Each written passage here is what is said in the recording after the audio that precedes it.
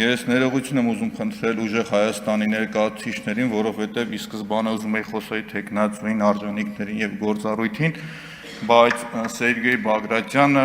Մարիա Կարապետյանը, Արման Եղյանն ու Էդուարդ Աղաջանյանը ստիպեցին մի փոքր փոխեի։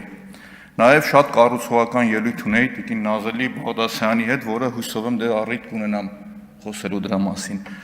Տիկին Մարիա Կարապետյան, հիմա ասեմ ինչ է կոռուպցիան։ Ուղիղ առարկայական, ոնց է արտահայտվում այդ պոզով պոչով կենթանին, որը մտել է ՔՊ-ի շարքերը նեպոտիզմի շրջանակում ու դուրս չի գալիս։ Օրինակը շատ առարկայական բերեմ ձեզ։ Երևան քաղաքը հայտարարում է մրցույթ ժոնգթոնգ ավտոբուսներ ձեռք բերելու համար։ Ասում է, ուզում ենք գնենք, մասնակցում է մի ընկերություն, խոսամ ոնց է մասնակցում առանձին, գալիս են ավտոբուսները։ Ու ինչ է պարզվում, որ այս 150 ավտոբուսների 2 նստարանը պակաս է։ Չկա։ Ու գուշակեք ինչ է լինում, փոխանակ, ասեն ախպեր ջան, լավ որ 2 նստարանն է, ուրեմն մի քիչ պակաս պետք է լիներ այդ փողը։ Կամ արի ստեղ հələ դու ով ես որ մեր հարկատուների փողը վերցրեք, կերել ես 2 նստարան պակաս ես արտադրել։ Նախ այդ ժոնգտոնգը չինականի ժոնգտոնգն է, ժոնգտոնգի չինականն է, իսկականը չէ, բայց դա մի կողմ, դա հետո կպատնեմ։ Ինչ է լինում։ Գնում է կառավարության չզեկուցող հարցերի հետ, ասում են ամեն ինչը թույն էր, օքեյ, նստվում է Երևան քաղաքի բյուջեին։ Կոռուպցիայի դրսևորում, դրա դիմաց պետք է մեկը դատվեր, ավել տված փողը հետ վերցներ։ Ոչ են ա եղել, ոչ են ա եղել։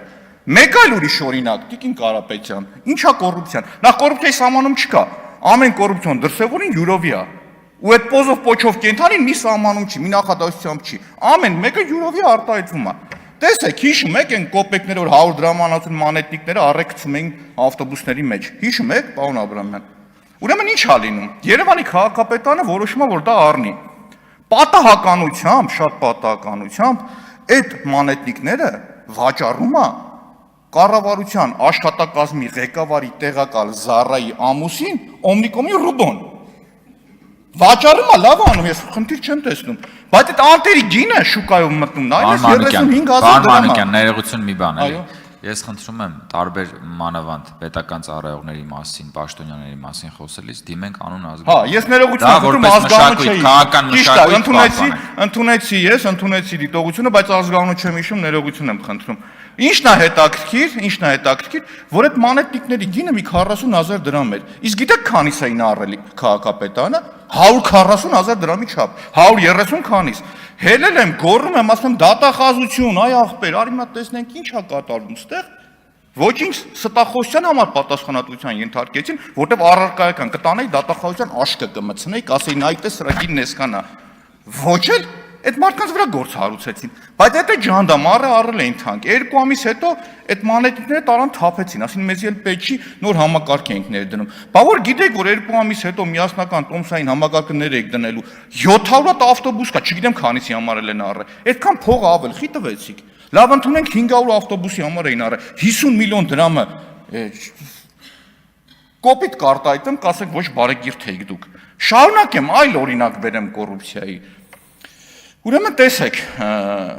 այգիները, որոնք որ կառուցել են Երևան քաղաքում,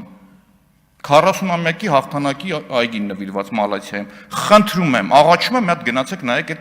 այդ այգու վիճակը, ողբերգական ուղղակի, սենց մատով կպտում է, սենց սաղ թափվում էր, սարքել են խայտառակ վատ, այդ ընկերությանը հերիք չի պիտի գցեին սև ցուցակ, ոչնչացնի որ չմասնակցեր, հաջորդիվ տալիս են 2 հատ ուրիշ այգի սարքելու։ Երբ որ խոսում եմ, ասում եմ, «Էդի ոնց է լինում», ինձ ասում են, «Չես վախենում», ասում եմ, «Ինչից», ասում են, «Ուժային կառույցներից մեկի զամի քրոջ տղունն է էդի»։ Այ քեզի բան, չէ, չեմ վախենում։ Ընդհանրապես չեմ վախենում ու խոսալու եմ ու ասեմ։ Ախպեր այդ մարդուն ինչ եք տվել։ Կարող է պայմանավորված էր պետական հովանավորչություն էր էսի։ Բայց պետական հովանավորությունը մի հատ ուրիշ ձև ցույց տամ, ասում եմ կոռուպցիան որն է։ Հա պատմեմ կոռուպցիան որն է ու առարկայական, ամեն ինչ համար է պատասխան եմ կրում։ Լիլիանարմ ընկերություն, որի ՍՊ-ի տնօրենը ձեր ցուցակի մարդն է։ Երևանի ավականի ընտրություններին սարքում է Երևանյան լիճը, քրեական գործ են հարուցում, խայտառակ վիճակը, մի հատ խայտառակություն էլի։ Հետո սարքում է հայտնի 105 մանկապարտեզը, որ գնում բացահայտում եմ խայտառակությունը, փոխանակ բռնեն են մարդուն կախեն, քրեական գործին վրա են հարուցում, դատվում եմ, յոգուրտի գործով։ Այ քեզի բան գնացը կոռուպցիան բացահայտեք։ Բայց դա հետ չէ, շարունակությունն ասեմ այդ ընկերությանը։ Փոխանակ այս երկու դեպքից հետո այս ընկերությանը ընդհանրապես ջնջեին, ոչնչացնեին։ Այս ընկերության արեք տեսեք, որ բանն են տալիս, էլեկտրական դեպոյի շինարարությունն են տալիս։ Այդ թիվն է ճիշտ եմ հիշում, մոտ 2 միլիոն դոլարի չափ։ Այդ կռիվը տեղից սկսվավ, ասի այս ընկերությունը, որ 2 հատ խայտարակ սարքել է, ո՞նց է երրորդը տալիս։ Գնացի բերեցի ցույց տվեցի, բռնին գործը հարուցեցին ին վրա։ Ասին ձենդ կտրի։ Շարունակեմ, ժողովուրդ, շարունակեմ։ Այդ կոռուպցիայի դրսևորումը շարունակական, երկարաժամկետ կան, բայց կան դրսևորումներ, որոնց հարցի ուղումը ուղիղ տալու եմ երկրի վարչապետին, որ հետաքրքիր է իր դիրքորոշումը հաջորդի։ Այդ շարքը անվերջ է ուղղակի։ Պարոն Բագրատյան, Տիկին Կարապետյանի մասին շատ խոսացի կներեք, էլի, որ ասում եք Ավետիսյան Արմենը սա Հայաստանում եք կպատմեր, չգիտեմ,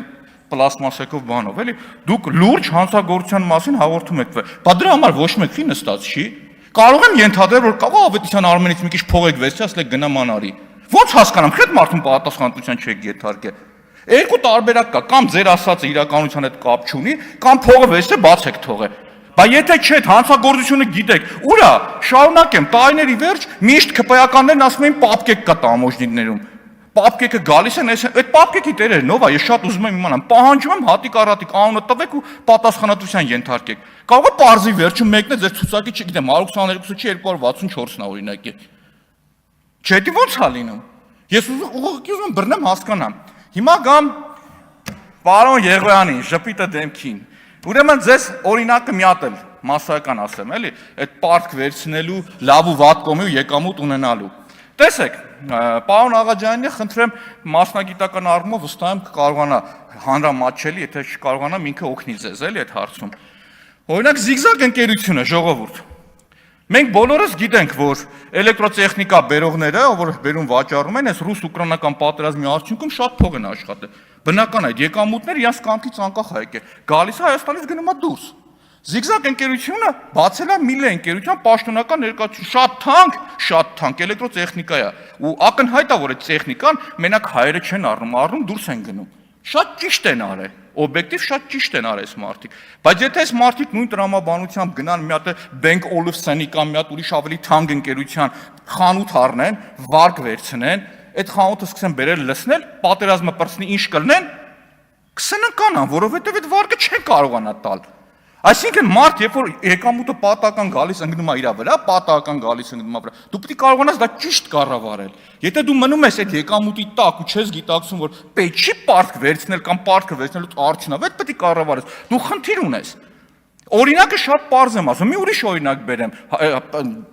պրոյեկտեմ պետական ապարատի վրա։ Երբ որ դու պարտք ես վերցնում ջրամբար կառուցել, օրինակ Կապսի ջրամբարը 130 միլիոն, թիվը կարող սխալ իշխեմ, դոլար պլանավորում ես, ներգրավում ես Եվրասիական բանկից փողեր, չես սարքում, խնդիր է լինում։ Դրա բեռը ով է քաշում, ժողովուրդն է քաշում։